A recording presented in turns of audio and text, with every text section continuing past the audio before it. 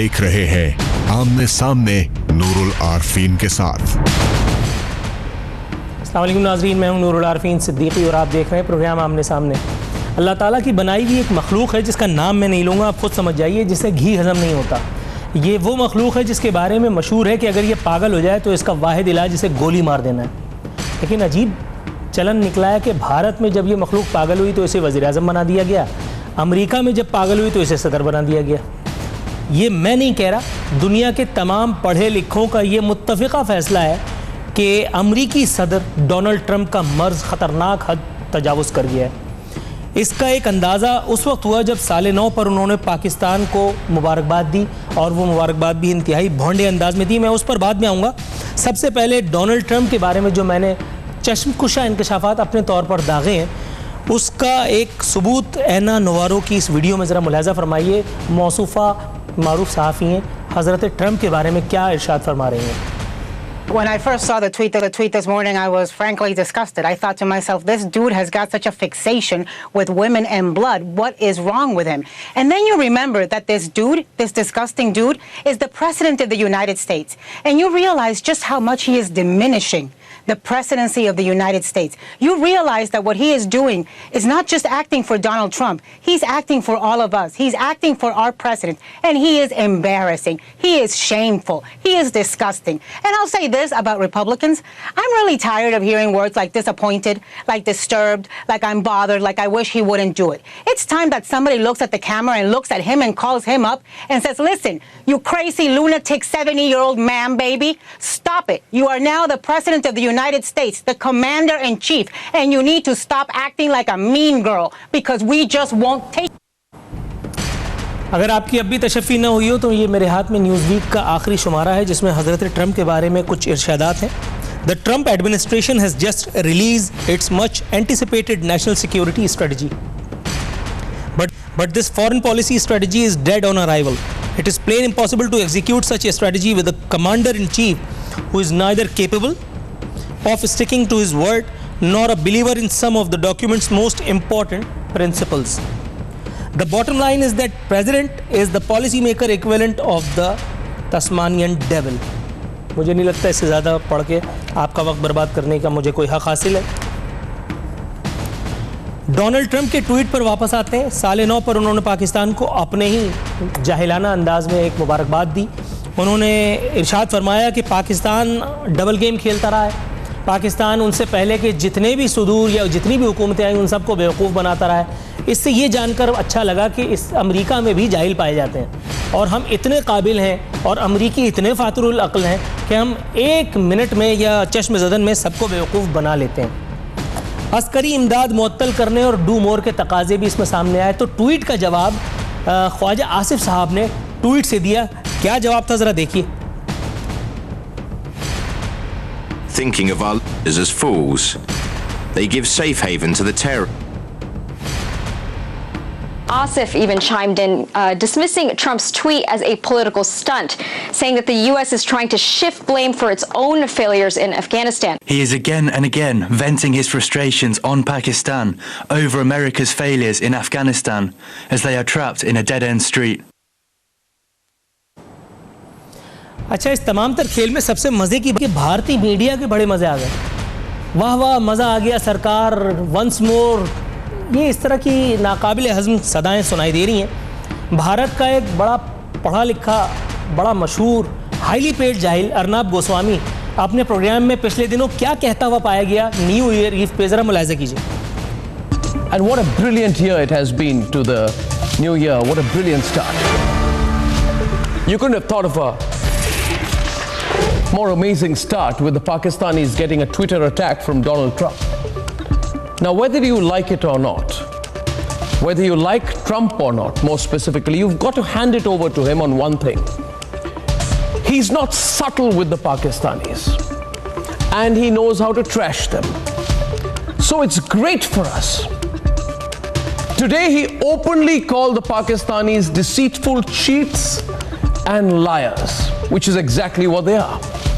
He says that Pakistani governments have treated the previous American leaders like fools, which they have. But more importantly, he also says they won't get a penny more from Washington. It's a terrific foreign policy win for Narendra Modi on the 1st of January 2018. तू कौन मैं खामखा, मतलब बिला वजह उछल रहा है। ऐसा लग रहा है कि पता नहीं इसके घर में अमरीकियों ने कोई राशन वाशन डलवा दिया है। अब सुनिए DG ISPR का तुर्की बतुर्की जवाब, डू मोर कतई तौर पर तस्लीम ना करने का इंडिया बल्कि वाशिगाफ ऐलान। We have done enough and we cannot do any more for anyone. What else we can do? What else do more Afghanistan or the United States they need from Pakistan? Actually, this is turn and time for Afghanistan and United States to do more rather than asking Pakistan. In this context, we have also already said that no amount of coercion can work. It is only the engagement and trust-based cooperation which can take us forward towards enduring peace in the region.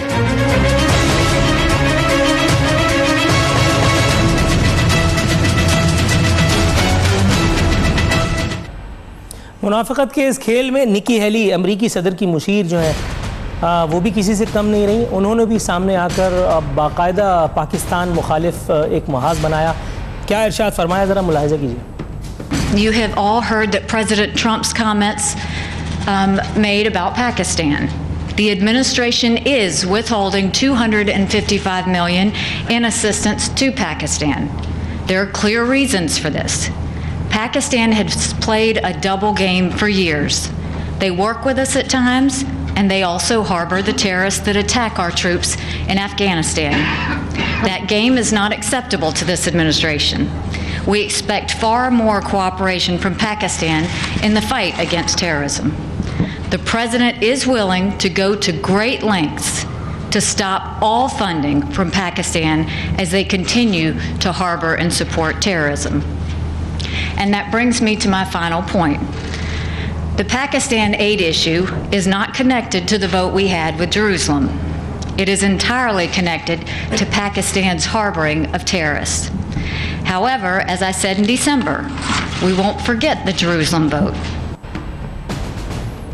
Pakistan का ये जो मामला है ये यरूशलेम पर होने वाली वोटिंग से कतई लिंक्ड नहीं है। ताहम हम ये बताते चलें कि हम उस वोटिंग को भूल नहीं पाएंगे, तो फिर इसका तज़किरा करने की यहाँ क्या ज़रूरत पड़ी थी। इसका मतलब है कि ये यरूशलेम वोटिंग का ही नतीजा है जो पाकिस्तान की सियासी अस्करी बाइकॉट की तरफ अमेरिका बढ़ रहा है। इससे होगा क्या? साबिक अमरीकी खारजा हुकाम पाकिस्तान की हिमायत में बोल पड़े। ट्रंप मुल्क के लिए ख़तरा है, उनकी पॉलिसी मुस्तरद करते हैं। साबिक वज़ीर ख़ारजा मैडेलीन एल्ब्राइट। अमरीका पाकिस्तान का मौक़िफ़ नहीं समझा, रियान सी क्रोकर साबिक अमरीकी सफ़ीर। साबिक CIA चीफ डेविड पेट्रियस कहते हैं कि इस्लामाबाद दहशतगर्दों का पुश्त पनाह नहीं। अमरीकी अफवाज को पाकिस्तान के ऐसे किसी अमल के कोई सबूत नहीं मिले। अब बात करते हैं कुछ अरसे पहले जारी होने वाले उस बयान की जिसमें पाकिस्तान के एयर चीफ ने पाकिस्तान की सरहदी अफवाज पाकिस्तान की सरहदी दिफा को मजबूत बनाने के लिए कुछ यकीन दहानियाँ कराई थी। एक ऐलान था जो इंडिया बिलखुसूस और बिलुमूम अमेरिका वगैरह को हज़म नहीं हुआ। वो ऐलान क्या था, ज़रा देखिए। Pakistan's Air Force chief has ordered his force to shoot down any drones, including those of the United States, if they violate the country's airspace. The announcement comes just days after U.S. Defense Secretary James Mattis's visit to Pakistan. Just 2 weeks ago, a U.S. drone strike targeted a terrorist compound in Pakistan's tribal region near the Afghan border, where 3 people were killed there. While Pakistan has always condemned the drone strikes on its soil, this is the first time that they have announced that they will shoot down the unmanned aerial vehicle, or the UAVs, according to various reports. Hundreds of civilians have been killed in drone strikes, and the Pakistani government sees this as a violation of their sovereignty and territorial integrity. Washington post लिखता है कि Trump की tweet से अमरीकी पॉलिसियों को ही धचका लगेगा। Trump की पाकिस्तान मुखालिफ ट्वीट का मकसद खारजा पॉलिसी की धज्जियां उड़ाना था। अब आते हैं ट्रंप के मर्ज पर दोबारा। एक किताब आ रही है, fire and fury inside white house. लिखने वाले हैं मुसन्निफ माइकल वोल्फ, 5 किताबें लिख चुके हैं। मुख्तसर सा इक़्तिबास पेश किए देता हूँ। ट्रंप ने कभी किसी अहम दस्तावेज को पढ़ने की जहमत गवारा नहीं की, हत्ता कि मौसूफ एक सफ़े पर मबनी मेमो को देखना पसंद नहीं करते। यही नहीं बल्कि ट्रंप अक्सर अहम मीटिंग्स को अधूरा छोड़ देते हैं क्योंकि वो समझते हैं कि ऐसी मीटिंग्स उन्हें बोर किया करती हैं। किताब में मजीद इंकशाफात करते हुए व्हाइट हाउस के एक अहम ओहदेदार की ईमेल का हवाला भी दिया गया है कि यहाँ व्हाइट हाउस में एक बेवकूफ़ शख्स मस्खरों में घिरा हुआ है और ख़ुद को अमरीकी सदर कहलाता है। अब ये मस्खरा अमेरिका के लिए किस कदर नुकसानदेह साबित होने वाला है। पाकिस्तान को तो खैर वो क्या ही नुकसान पहुंचाएंगे, वो दिन तो गए कि जब पाकिस्तान को नुकसान पहुंचाया जाएगा, क्योंकि अब अगर इस तरह का कोई एडवेंचर हुआ तो मुल्क की सियासी क़यादत, फ़ौजी क़यादत हम आवाज़ होकर, हम ज़ुबान होकर ये वाज़ेह तौर पर बता चुके हैं कि पाकिस्तान हर हालत में अपने दिफा को यकीनी बनाएगा। उसके बावजूद भी अगर किसी को एडवेंचर का शौक़ है तो सुम्मा अल्हम्दुलिल्लाह, सौ बिस्मिल्लाह। यहाँ वक्त हुआ है प्रोग्राम में एक मुख्तसर सी कमर्शियल ब्रेक का। ब्रेक से वापस आएंगे एक नए मौजू पर, एक नए मेहमान के साथ अपनी गुफ्तगू सिलसिले को आगे बढ़ाएंगे।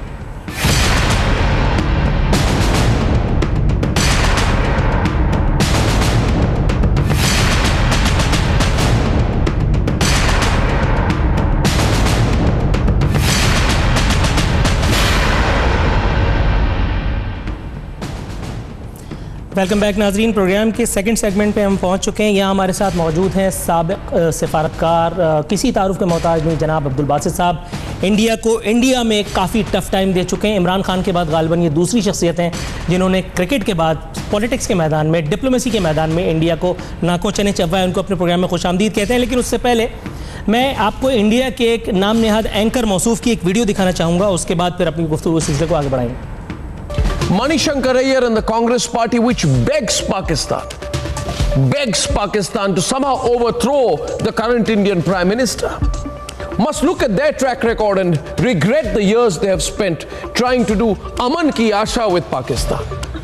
In fact, the entire Aman Ki Asha lobby and the people promoting the Aman Ki Asha lobby must tell India what poetry sessions and Qawwali concerts with the Pakistanis has ever achieved.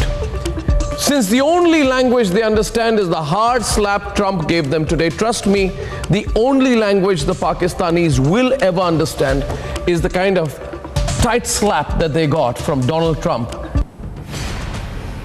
Abdul Basit साहब, sir गुफ्तगू का आगाज़ करता हूँ। Donald Trump के PRO Arnab Goswami जो India में बदकिस्मती से पाए जाते हैं, उनका ये फतवा तो आपने सुनी लिया होगा। सर, आपके ख्याल में ये अमन की आशा के बारे में जो चश्मकुशा बातें अर्नब गोस्वामी साहब फरमा रहे थे, ये इंडिया को भी अगर अमन की आशा नहीं चाहिए थी तो ये आशा कौन जगा रहा था सर? बिस्मिल्लाहिर्रहमानिर्रहीम। सबसे पहले तो आपके देखने वालों को मेरा सलाम पहुँचे। जहाँ तक अमन की आशा का ताल्लुक है, मैं समझता हूँ कि पाकिस्तान ने हमेशा कोशिश की है और जनरली कोशिश की है कि भारत के साथ हमारे ताल्लुकात बेहतर हों, लेकिन उसमें जो सबसे अहम बात है उसको समझना चाहिए कि ताल्लुकात बेहतर किस तरह हो सकते हैं। और हमने तारीख में देखा कि ताल्लुकात उसी वक्त बेहतर हो सकते हैं जब जो हमारे तनाज़ात हैं, ख़ास तौर पर जम्मू कश्मीर का मसला है, उसका एक मुनसिफाना अगर हल हम तलाश कर लें। और किस्मती के साथ पिछले 3-4 दहाइयों में हमने देखा कि भारत ने हमेशा जहाँ तक जम्मू और कश्मीर का ताल्लुक है उस पर गुफ्तगू करने से गुरेज किया, और अगर गुफ्तगू की भी है तो ला हासिल गुफ्तगू रही है। अगर आप अभी भी देख लीजिए जो मजालिम वहाँ ढाए जा रहे हैं मौजूदा जम्मू और कश्मीर में, वो हम सब के सामने हैं।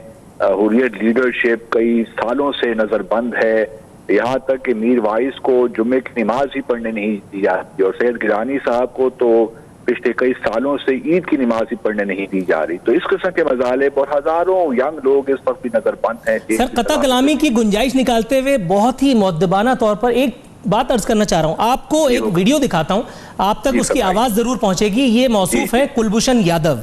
जरा देखिए अपनी सरकार से और अपने लोगों से ही क्या शिकवा फरमा रहे हैं, दिखाएंगे।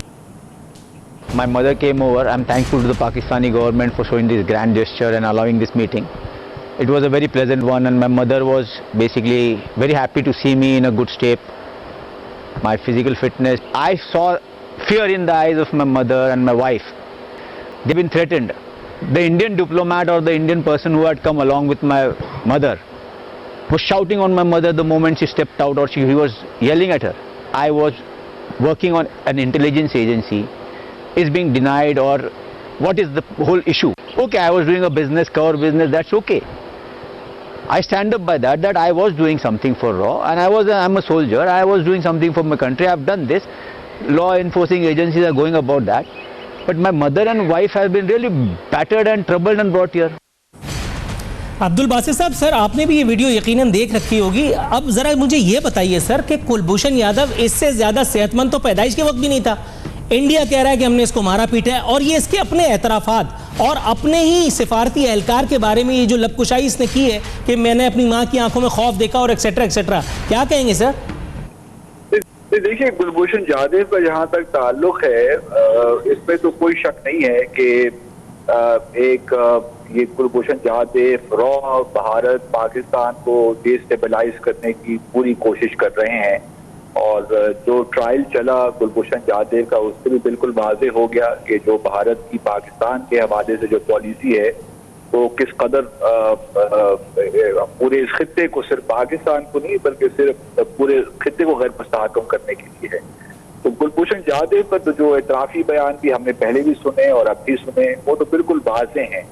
मसला अब कुछ यूँ है कि मैं ज़ाती तौर पे समझता हूँ, और मुझसे शायद कुछ लोग इख्तलाफ भी कर सकें और यकीनन उनका हक भी है, मैं समझता हूँ कि इस मुलाकात की वाकई कोई ज़रूरत नहीं थी इस वक्त हमारे लिए, लेकिन बहरहाल हमने एक ह्यूमैनिटेरियन जेस्चर दिया, क्योंकि कुलभूषण जाधव आम एक प्रिजनर नहीं है, ये टेररिस्ट है। इसने पाकिस्तान में बहुत सी कार्रवाइयाँ करवाई हैं, उनको फंड किया है, फाइनेंस किया है, तो हमें बहरहाल इसमें एक ह्यूमैनिटेरियन जेस्चर की गुंजाइश थी नहीं। लेकिन बहरहाल अगर पाकिस्तान ने एक ह्यूमैनिटेरियन जेस्चर दिखाया तो मैं उस दिन मैंने ये भी पेशन गोई कर दी थी कि जो ही ये वापस जाएंगे तो भारत इसमें मेमने निकालेगा इस दूध में। सर, भारत ने जो कुछ आपकी पेशन गोई के मुताबिक मीन में निकाला था वो हम अपने नाजरीन के साथ शेयर करते चले। दिखाएं जी सुषमा स्वराज का पार्लियामेंट में वो बयान जो पाकिस्तान के बारे में दिया।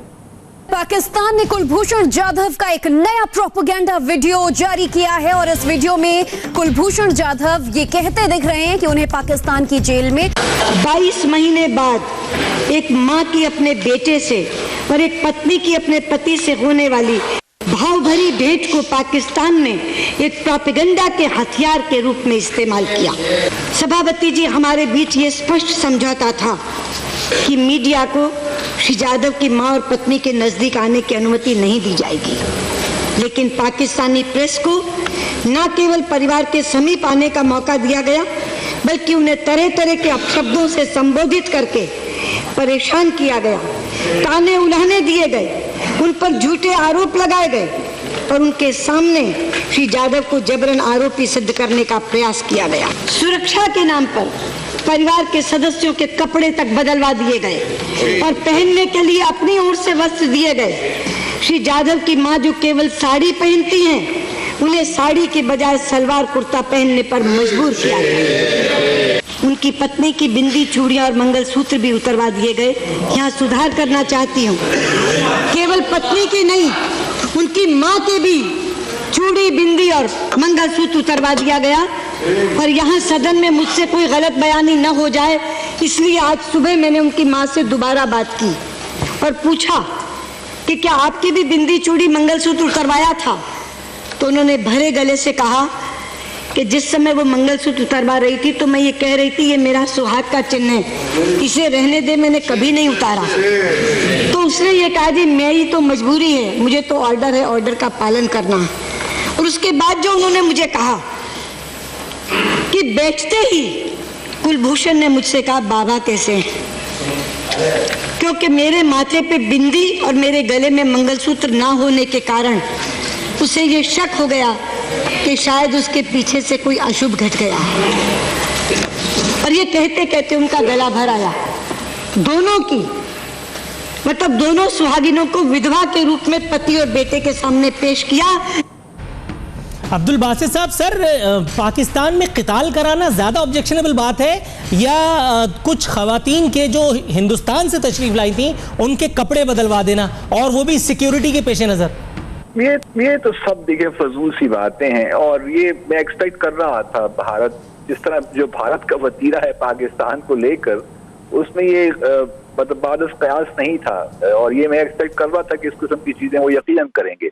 लेकिन भारत, देखिए, हमारे लिए जो इस वक्त अहम बात है कि हमें फोकस रखना है इस चीज पे कि कुलभूषण जाधव का जो मामला है उस पर हम अपोलोजेटिक ना हो किसी भी तौर पे। ये सब चीजें साथ साथ चलती रहेंगी। हमें जो अब मर्सी पिटीशन उसके हमारे सामने है, फरवरी मार्च तक जो ICJ का केस है उसका फैसला भी होपफुली आ जाएगा, और वो उसका फैसला कौंसल एक्सेस तक सिर्फ होगा, उसका केस के मेरिट या डीमेरिट से कोई ताल्लुक नहीं है। तो हमें अपना फोकस रखना है कुलभूषण जाधव को जो भी प्रोसीजर, लीगल प्रोसीजर है उसको फॉलो करते हुए हमने अपनी कार्रवाई करनी है। Right sir, got your answer. Kulbhushan और इंडिया के ऊपर एक स्पेसिफिक प्रोग्राम एंटायरली आपके साथ उधार रहा। नाजरीन, इसी के साथ यहाँ प्रोग्राम में एक मुख्तसर सी कमर्शियल ब्रेक पे जाने का, ब्रेक से वापस आएंगे, एक और नए मौजू का अहाता करेंगे एक नए मेहमान के साथ। वक्त हुआ है कमर्शियल ब्रेक पे जाने का।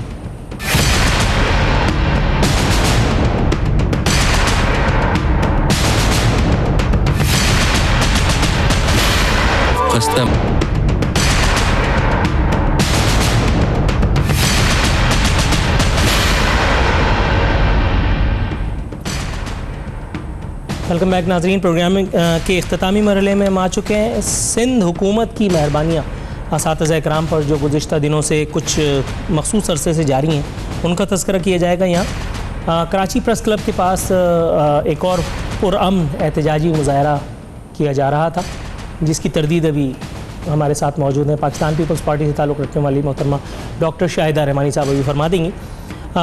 एक मुज़ाहरा किया जा रहा था, उसमें असातिज़ा कराम अपने कुछ हुकूक़ के बारे में उनको खुशगुमानी थी कि इस रियाया के होते हुए, इस हुकूमत के होते हुए, इस सूबे में, इस मुल्क में उनके भी कुछ हुकूक़ हैं। मेरे ख्याल है उन्हें किसी ने वरगलाया होगा, वो अपने हक़ का ख्वाब अपनी आँखों में सजाए बिलावल हाउस की तरफ मार्च करने चल पड़े। वो ये भूल गए कि बिलावल हाउस पर जाने का हक़ उनका नहीं है। मालिक लोगों के आसपास पुलिस को पसंद नहीं आया कि कोई फटके, पुलिस ने दे मार 4:30 सबको जो है वो लाइन पे लगा दिया। वज़ीर आला ने इस पर सख्त नोटिस लिया। अब ज़ाहिर है ये सख्त नोटिस भी इतना नरम होता है कि पुलिस के डंडे नहीं रोकते। पुलिस ने मार मार के असातिज़ा का भुरकस निकाल दिया, वज़ीर आला के अहकामात को रद्दी की टोकरी में डाल दिया। और इस दौरान में असातिज़ा कराम का वो हाल हुआ था कि गुड गवर्नेंस से पिछले 10 साल में सूबे में हम लोगों का हाल नहीं हुआ। इन तमाम बातों की तरदीद करने के लिए मेरे साथ मौजूद हैं मोहतरमा शाहिदा रहमानी साहबा। मैम, आपको प्रोग्राम में खुशामदीद कहता हूँ। मेरी तमाम बातों की तस्दीक या तरदीद फरमा दीजिए।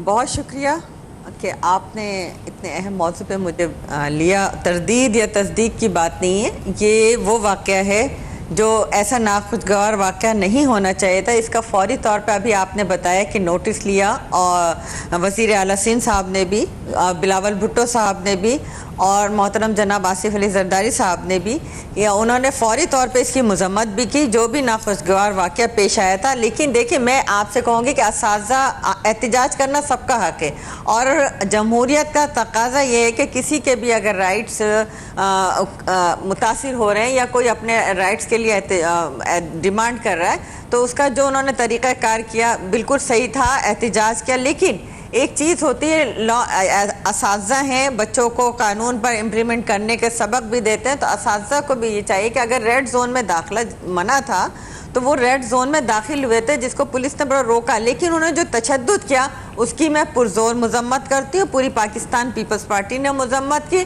और उन असातिज़ा के साथ जो इस्तेहसाल हुआ, जो उनके साथ ज़्यादती हुई, उसकी मजम्मत के साथ उनके हकूक़ के लिए भी बात हुई, और वज़ीर आला ने ऐलान किया। अच्छा मैडम, ये मुझे बताइए, आपका ताल्लुक पाकिस्तान पीपल्स पार्टी से है।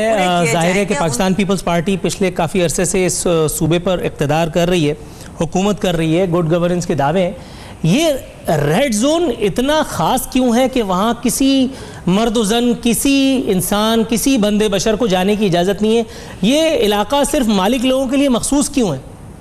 और असातिज़ा कराम से किसी को क्या खतरा? देखिए, ऐसी बात देखिए ऐसी बात नहीं, आप जिस तरह उसको बयान करते हैं कि जी रेड जोन इसलिए क्यों है, हर मुल्क में कवानीन होते हैं। जिस तरह दुनिया भर के ममालिक के अंदर कुछ मखसूस एरिया मख्तस कर दिया जाता है। हमने पहले भी गवर्नमेंट से मुतालबे किए थे कि इस तरह के इलाके जो हैं वो मख्तस कर दिए जाएँ ताकि एहतजाज, जैसे अब हमारे यहाँ प्रेस क्लब पे होता है, दिन भर में मुख्तलिफ लोग जाके कर रहे होते हैं, सियासी जमातें कर रही होती, कोई पाबंदी नहीं होती, हर चीज़ की अपनी अपनी। अब ये नहीं कि आप शहर फैसल उठा के बंद कर दें, आने जाने वालों को मुतासिर होते हैं। जिस तरह फैजाबाद पे हुआ, पूरा इस्लामाबाद पिंडी मुतासिर हो रहा था। इस तरह नहीं कहा जाता कि रेड जोन मखसूस है, वहाँ पर लोगों की सिक्योरिटी के लिए इदारे हैं, काम कर रहे हैं, तो उनको काम करने दिया जाए। जो मुतालबात हैं, आप एहतजाज कर रहे हैं। अच्छा मैडम, कता कलामी की गुंजाइश निकालते हुए काइंडली बुरा नहीं मानिएगा, इस तरह जी वहाँ नहीं, सब जाते हैं आते हैं, लेकिन एक तरीका कार होता है। जी दुरुस्त आपने इरशाद फरमाया। ये मुझे कानून पर इम्प्लीमेंट करना हम सब की शहरियों की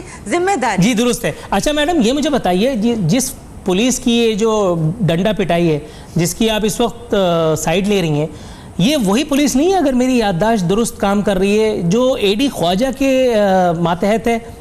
और ये वही एडी ख्वाजा नहीं है कि जिसकी विकेट लेने के लिए पिछले काफ़ी अरसे से पीपल्स पार्टी तुली बैठी है? एक मरतबा फिर आपने दोबारा कोशिश की है कि उनको डाउन कर दिया जाए, लेकिन कुछ मुक़्तदर हल्के नहीं चाहते कि एडी ख्वाजा यहाँ से ऐन गैन हो। तो ये हुब्बे अली है या बुग़्ज़ मुआविया? देखिए, ना हुब्बे अली की बात है ना बुग़्ज़ मुआविया। ठीक है, बात हो रही है कि पुलिस ने एक ज़्यादती की और उसकी हमने मज़म्मत की। बात ये नहीं कि एडी ख्वाजा के साथ क्या ताल्लुकात हैं, क्या है उसमें, इसका क्या ताल्लुक है। वो अगर आईजी के अहकामात पे या किसी के भी अहकामात पे किया तो ये कहा गया है कि उसकी हम मजम्मत भी करते, उसकी इंक्वायरी करेंगे कि ऐसा काम क्यों हुआ। हर इदारा अपने अपने डोमेन में काम कर रहा है। आप अगर उनके ये सिंध हुकूमत का राइट भी है, अगर आप उसके बात को उस तरह से जोड़ रहे हैं तो ये सिंध हुकूमत का के राइट्स हैं कि वह अपने जो उसके अंडर में काम करेगा। लाजमी बात है कि एडी ख्वाजा उनके अंडर में काम करते हैं सिंध हुकूमत के, तो वो अगर सही काम नहीं करे तो उसको बदलने का राइट है। आप इसको क्यों उसको हाइप क्रिएट कर रहे हैं कि जी ये ऐसा या वैसा। जो हुकूमत काम कर रही है। अच्छा मैडम, मुझे ये बताइए, ये मुझे बताइए कि मुराद अली शाह साहब माशाल्लाह वैसे ही बहुत ही प्रोएक्टिव किस्म के वज़ीर आला हैं। उनके आने के बाद सिंध में गवर्नेंस की सूरत हाल में कुछ ना कुछ बदलाव तो यकीनन आया है। अपने तमाम प्रोग्राम्स में जिसमें मैं उन पर आपने माना तो सही। नहीं, इसमें कोई दो राय नहीं है। मतलब जब मैं कायम अली शाह साहब का तस्वुर लाता हूँ तो मुझे चक्कर आने लगता है, और वहाँ जब मैं मुराद अली शाह साहब को देखता हूँ तो 2 नफिल पढ़ूंगा अभी घर जाके। तो जाहिर है ये बदलाव तो आया है, और माशाल्लाह मुराद अली शाह साहब ने काम भी किया है। आज के अखबार में खबर है 4 साल में, जिसका दौरानिया 1 साल था, 4 साल में पाकिस्तान पीपल्स पार्टी की गवर्नमेंट से जो सूबे पर इक़्तिदार के मज़े लूट रही है, मलीर 15 का एक फ्लाईओवर नहीं बना। पिछली मरतबा आपने मुझसे प्रोग्राम में कहा था कि मैं कुछ दिनों पहले ही मलीर से होके आई हूँ। मेरे ख्याल है इस दौरान में हमने 15 दिन का अरसा गुजारा है। इस 15-20 दिनों में आपका कोई दोबारा चक्कर लगा मलीर की तरफ? वो आपने बात की मुराद अली शाह साहब से कि मलीर वाले जो उनके वोट दहिंदा हैं, जो उनके गमखार हैं, जो उनकी रियाया हैं, वो बेचारे उस पुल के लिए तरस रहे हैं, कम से कम यही रहम फरमा दें उस तरफ। देखिए, आपने मुझसे बात की थी शहर फैसल की, और उसके आगे जो फ्लाईओवर अंडर बाईपास बने, जो गुलिस्तान जौहर से जो रास्ता आता है वहाँ पर जो अंडर बाईपास बना, वो मेरा ख्याल मुराद अली शाह साहब ने ही शुरू भी किया था और उसकी इनोग्रेशन भी उन्होंने किया। और इसके अलावा एक और फ्लाईओवर बना है जो थोड़ा आगे जाकर है, वो भी उन्होंने ही उसकी इनोग्रेशन की थी। इसी तरीके से ये बन रहा है। ठीक है, अगर इसमें सुस्त रवि है तो उनसे आपका प्रोग्राम के तवज्जुह से भी हो जाएगा, और मैं खुद भी जाके देख लूंगी कि वो क्यों ताखिर का शिकार है और क्या वजह है। Thank you so very much ma'am. बात है कि thank you so very much ma'am. आप उसके जी बिल्कुल, आपका नुक्ता नज़र कन्वे हो गया। नाजरीन, दुआ है कि सिंध हुकूमत असातिज़ा कराम का मसला हल करे या ना करे, लेकिन कम अज़ कम ये जो मुख्तलिफ़ मौज़ूआत पर हम सिंध हुकूमत और अरबाब इक़्तिदारान की जो तवज्जो दिलाते रहते हैं, इस तवज्जो दिलाए का कोई नोटिस लिया जाए। यहाँ नूरुल आरफीन सिद्दीकी और आमने सामने की टीम को इजाज़त दीजिए। अगले हफ्ते, बल्कि अगले हफ्ते क्यों, कल फिर मुलाकात होगी। फ़ी अमानिल्लाह।